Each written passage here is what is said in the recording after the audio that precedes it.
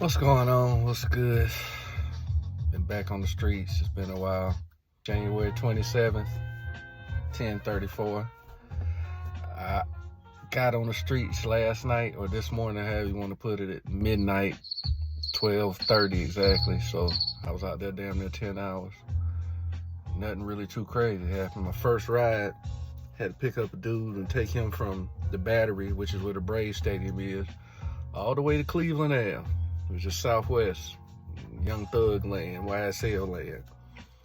It's funny because it was about 2 o'clock, 3 o'clock in the morning. Just like most streets in Atlanta, you have one end that's like gentrified and people jogging and shit, and you have the other end that's still, niggas still getting their asses shot out that bitch. I had to take him to the end where motherfuckers be getting their asses towed up. And I know that end because I used to get my medicinals out from somebody out that way long about, shit, that was like 7, 8 years ago. And every time we went over there, it was some action. Guns out. It was always some of that type of shit going on. So I stopped going out there. But dude wanted me to take him to the back where like there's a lot of these abandoned apartments, fucked up apartments. But he wanted to stop at the food mart first. 24-hour food mart. First of all, 24-hour food marts most of the time are in suspect areas. They ain't never in the nice areas. And it's always gonna be a couple niggas hanging outside them bitches. You can either be alert or keep riding by them motherfuckers. I had to be alert. He wanted to go in there. This is his area, so I guess he felt it was straight, so he went in there. After he pulled out, we going up a street. There was a black lady coming down the street. I know she ain't know me. I live 30 miles away. She was like, hey! I just kept riding by. Funny thing is, after I dropped him off and came back down the street to get back on Cleveland Ave, I had to stop at the light where that food mart was, and that lady was standing by the light. And she was sitting there, hey, let me get $1. And I was like, you can only do a couple things. Your best bet is not to make eye contact. If you make eye contact, you're a goner. They're going to come up to the car. They're going to come right up to the window like this and look at your ass like you got to sit there like this. So I ain't make eye contact, and the light turned green as soon as she got ready to come up to the car, and I bust that left, and I was up out of that bitch. And then I had to pick up a girl from a swingers club that's not far from where I used to stay over on Fulton Industrial. I used to live on Six Flags. Swingers club called Trapeze.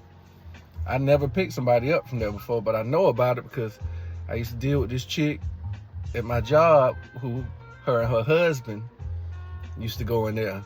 And that's how he lost her. But that's a whole nother story.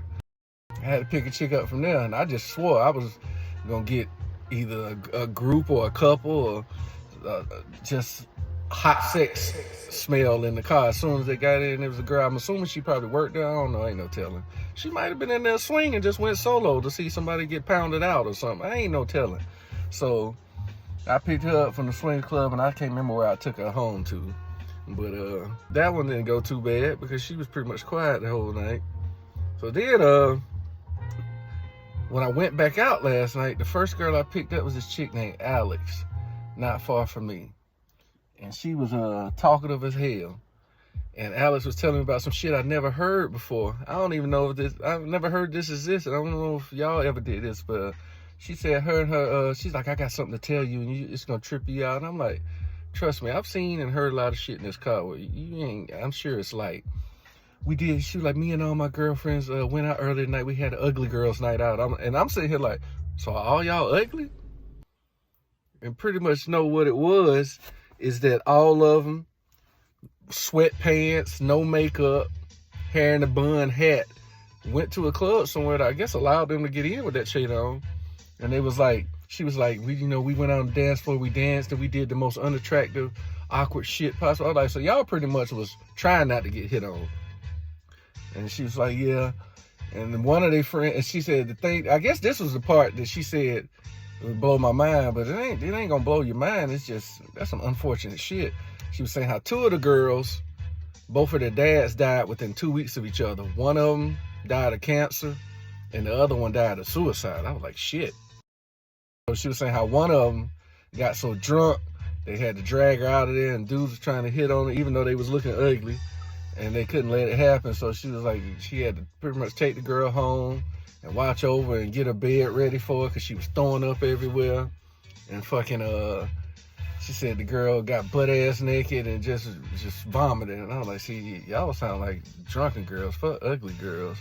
And I was like, well, that ain't shit. That ain't too bad. I was like, that used to be a normal. I mean, besides getting butt naked, that was a normal phase for me, ages 15 through 22.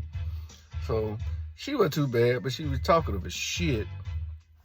But then I picked up these two young niggas, and it's funny because when I picked them up, they wasn't at the house I was picking them up from. They came walking around the block.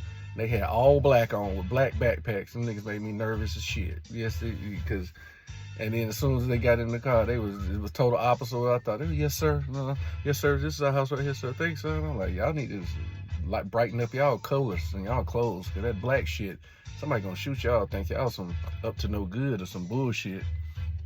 But for the most part, I ain't nothing really too drastic happened tonight.